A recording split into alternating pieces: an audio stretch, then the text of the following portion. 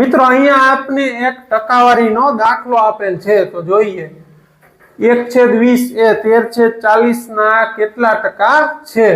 જો તમારે કાયદેસરનો કરવો હોય ને તો કેવી રીતના થાય તો કે 1/20 ડિવાઇડ બાય 13/40 ગુણ્યા 100।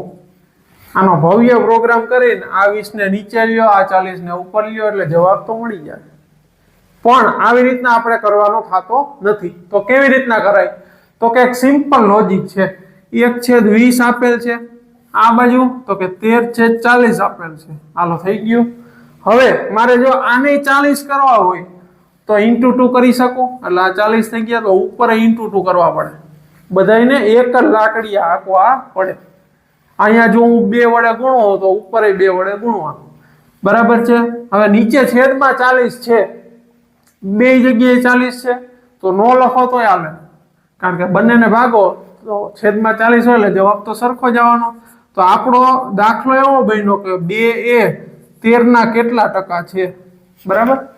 તો હવે સિમ્પલ 2 ડિવાઇડ બાય 13 ઇન્ટુ 100 એટલે 200 ડિવાઇડ બાય 13 આવે। થઈ ગયું કે નહીં? હાલો હવે 13 * 1 13, 7 વધ્યા, 13 × 5 = 65, 15 પોઈન્ટ સમથિંગ આવશે જવાબ આપણો। સીધે સીધો જવાબ મળી ગયો। તો બી આપણો જવાબ છે।